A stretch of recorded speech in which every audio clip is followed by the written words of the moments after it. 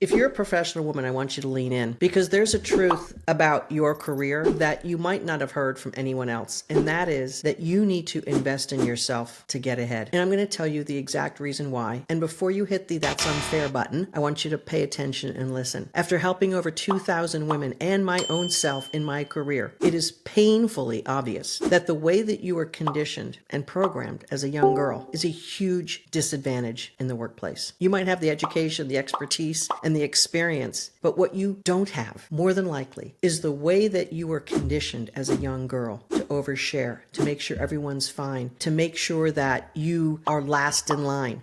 Nothing breaks my heart more than watching at a playground or in a local swimming pool, the boys grabbing the toys from the little girls and the little girl screaming, "That's my toy." And unfortunately, so many parents, "Sally, you should share your toy with John," as if John's ripping it out of your hands was the right thing to do, and you have to sit back and take that. Now, if you're a woman, you know exactly what I'm talking about. And that began a cascade of information coming into your beautiful soul that said, "I'm not as worthy as the boys. They always get the way that they want, and I don't." Well, while that programmed you in a certain way to feel less than, guess how it programmed Johnny? I can have what I want. I'm worthy. All I have to do is go after my thing, and I get it. So just think about the roads that began to part at the age of 5, 6, and 7 and beyond. And then when you get to school, there's another really complicated message. Don't be too smart or the boys won't like you. What?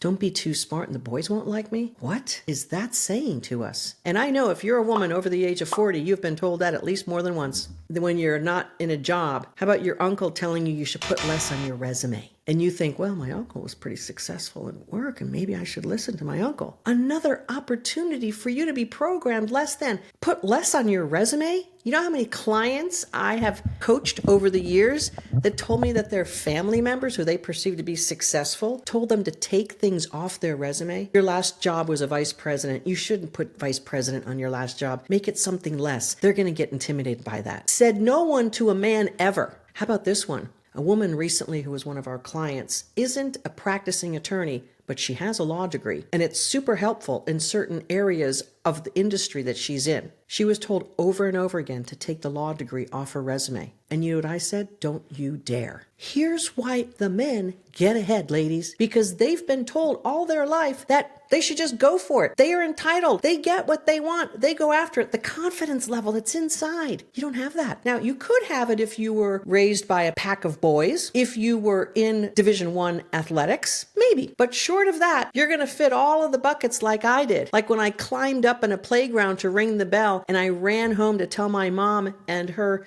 cousin, who was my godmother, and this woman said to me, "That's not something that little girls do," as my pants and outfit were all messy. And I'm like, what? I just got a huge rush out of ringing that bell and climbing up that pole. And you're telling me that's not what little girls should do? Now I'm confused. Am I supposed to go after what makes me feel awesome and reward myself with feeling awesome? Or listen to you on that's not what little girls are supposed to do? So you know how many years I spent in my life carrying that confusion? Probably many of them. And every time the world confirmed that rang truer and truer and truer. The clients who we coach, in the 12 weeks that we work with them on our absolutely amazing soul-powered career coaching, we get to the bottom of many of these issues of conflict that's causing you to either not go after the jobs you want, not ask for it, but more importantly, not feel worthy. You've been conditioned from a very young age to take less than, to put up with it, to be convinced that if things aren't going your way, you better just stay put because there's nothing better for you. And I know well, too well in my own journey, I climbed up to the C-suite because I kept doing work on myself. I've had a coach for over 2 decades.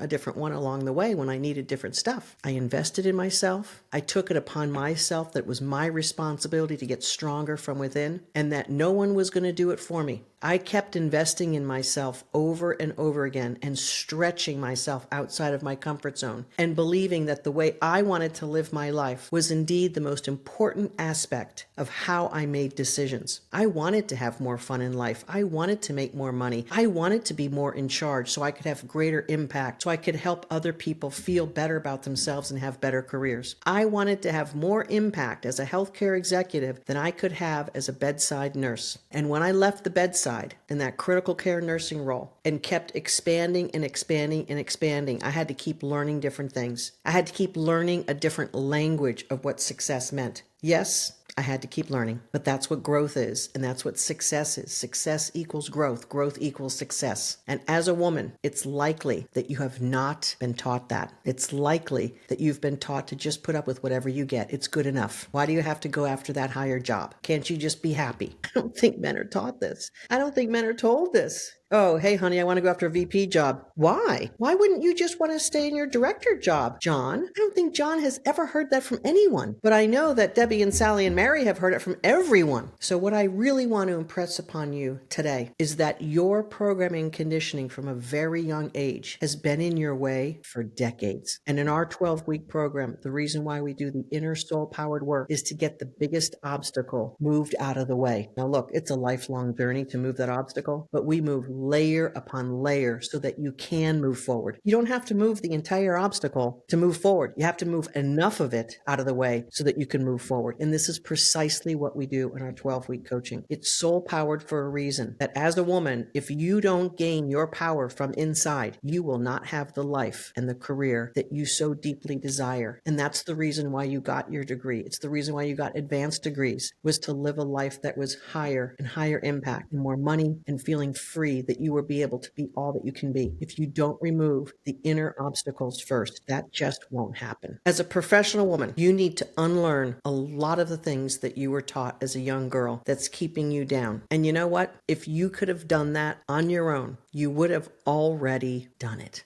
The reason why things aren't working out right now, the reason why things have been harder than they need to be, is because you have got to remove those obstacles, and it takes experts to help you. That's exactly what we do in our soul powered career coaching. And again, if you could have done it on your own, I know you would have, because you're a hard worker. It's not what it takes. It takes something different. We'll see you on the other side.